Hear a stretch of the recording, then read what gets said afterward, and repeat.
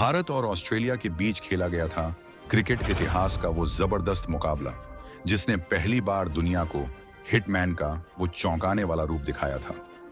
उस दिन का वो कहर ऐसा था कि पूरी दुनिया के साथ साथ कंगारुओं की पूरी फौज तक कांप उठी थी।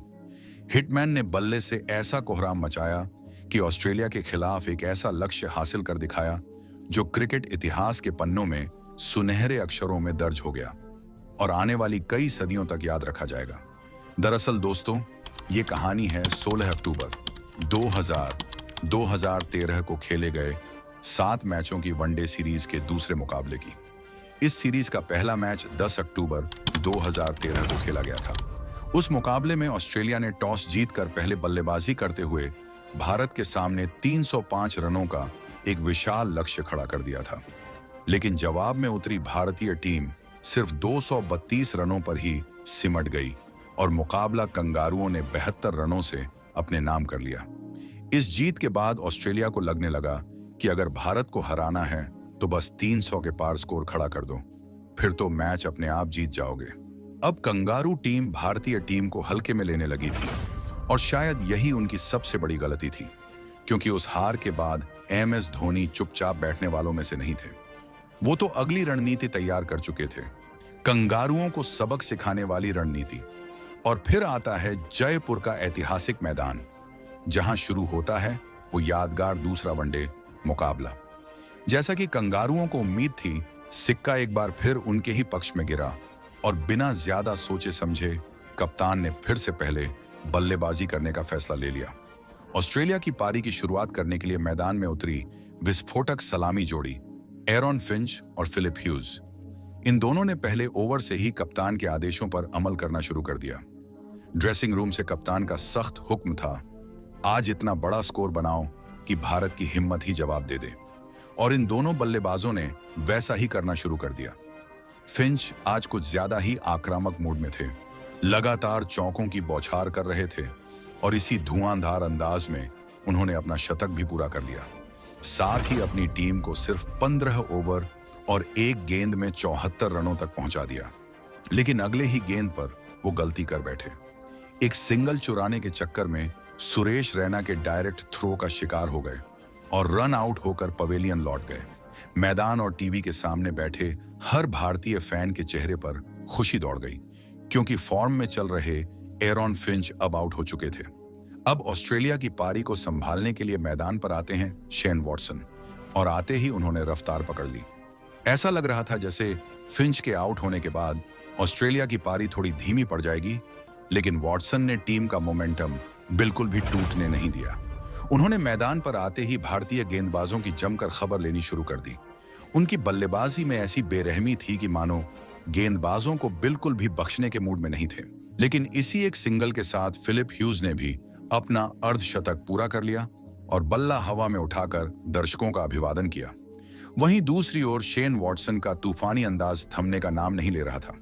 लगातार बाउंड्री पर बाउंड्री जड़ रहे थे और कुछ ही देर बाद उन्होंने भी एक शानदार सिंगल के साथ अपना तेज तर्रार अर्धशतक पूरा कर लिया।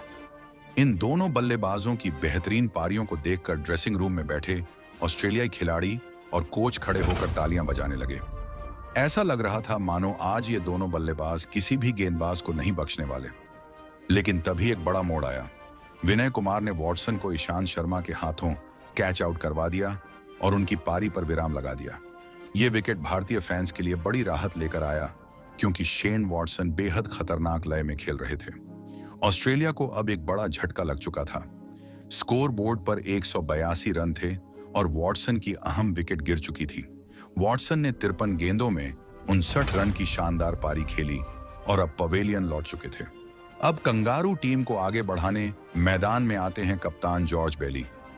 आते ही उन्होंने एक चौका और एक छक्का लगाकर साफ कर दिया कि वो आज किसी भी कीमत पर रुकने वाले नहीं हैं।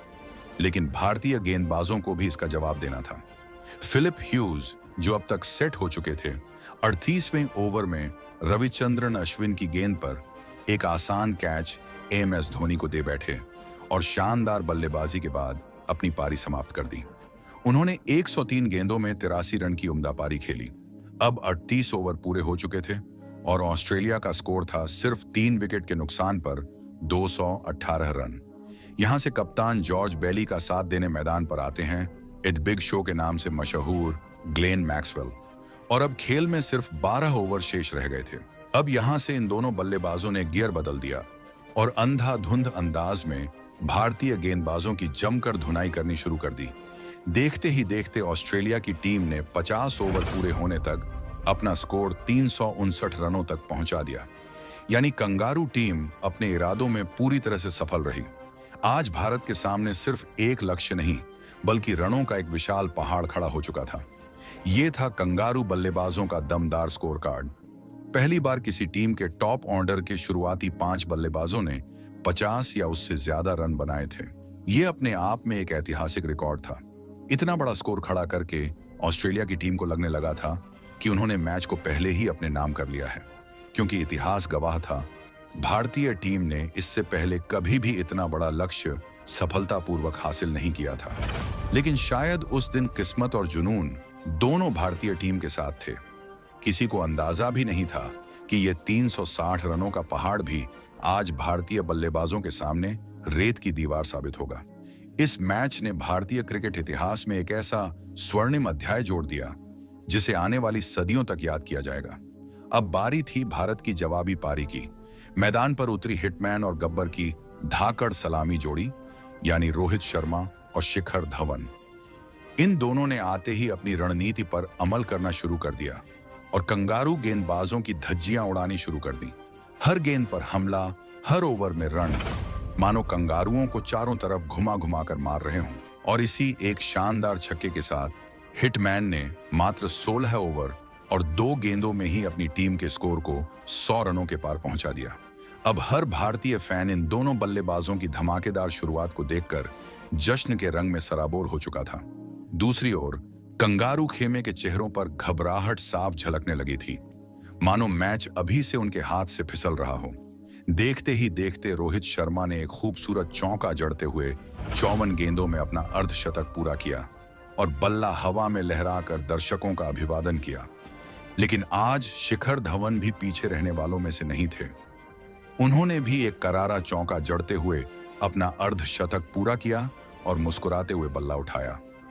साल 2013 वह दौर था जब शिखर धवन अपने करियर के शिखर पर थे। पूरी दुनिया में शायद ही कोई बल्लेबाज उस समय उनसे ज्यादा फॉर्म में रहा हो।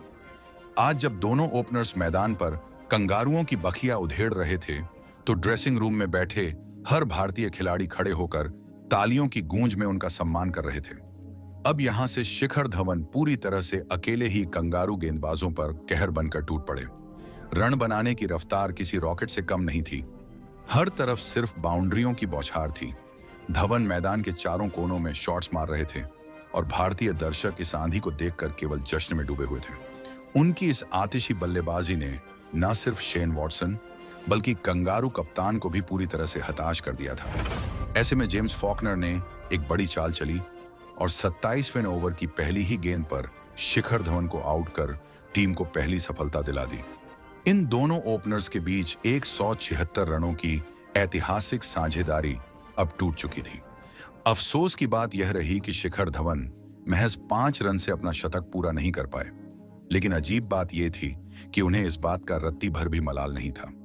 वो तो गब्बर स्टाइल में मुस्कुराते हुए मैदान से पवेलियन की ओर लौट रहे थे, क्योंकि उन्हें पता था कि उन्होंने कंगारुओं की रणनीति को पूरी तरह से तहस नहस कर दिया है और अपनी टीम को उस मोड़ पर पहुंचा दिया है जहां से जीत महज कुछ कदम दूर है। अब मैदान पर आते हैं विराट कोहली और आते ही रोहित शर्मा का साथ देते हुए कंगारू टीम की लंका लगाना शुरू कर देते हैं। और इसी एक रन के साथ विराट कोहली ने कंगारुओं की बखिया उधेड़ते हुए मात्र 27 गेंदों में अपना अर्धशतक पूरा कर डाला और बल्ला उठाकर ऐसा इशारा किया मानो उन्हें उनके ही घर में उनकी औकात याद दिला दी हो। अब विराट चौकों से कम और छक्कों से ज्यादा बात कर रहे थे, वहीं हिटमैन तो जैसे पूरी तरह से तूफान बन चुके थे। गेंदबाजों को मैदान में घसीट घसीट कर धो रहे थे। आज ये दोनों बल्लेबाज वनडे क्रिकेट के इतिहास में एक नया अध्याय जोड़ रहे थे। इनकी बल्लेबाजी देख ऐसा लग रहा था कि जैसे ऑस्ट्रेलिया से वर्षों पुरानी कोई दुश्मनी का बदला लिया जा रहा हो। और फिर आया वो पल जब हिटमैन ने मिचेल जॉनसन के 38वें ओवर की तीसरी गेंद पर एक शानदार चौका झड़कर अपने वनडे करियर का तीसरा शतक पूरा कर लिया। उनका जश्न देखकर ऐसा लग रहा था जैसे आज हिटमैन नहीं, कोई रणभूमि का चंडाल मैदान में उतर आया हो। हर भारतीय फैन और ड्रेसिंग रूम में मौजूद हर खिलाड़ी खड़े होकर रोहित शर्मा की इस विस्फोटक सेंचुरी पर तालियां बजा रहे थे, क्योंकि अब टीम इंडिया एक ऐतिहासिक लक्ष्य के बेहद करीब थी। उस समय भारत को जीत के लिए केवल 75 गेंदों में 7 रनों की जरूरत थी और इसी दौरान इन दोनों के बीच मात्र 67 गेंदों में 109 रनों की विस्फोटक साझेदारी भी पूरी हो चुकी थी। यहां से दोनों बल्लेबाजों ने ऑस्ट्रेलिया के सबसे घमंडी गेंदबाजों को चुन चुनकर सबक सिखाना शुरू कर दिया। और फिर आया 43वें ओवर का चौथा गेंद, जहां विराट कोहली ने एक सिंगल लेकर मात्र 52 गेंदों में अपना ऐतिहासिक शतक भी पूरा कर लिया।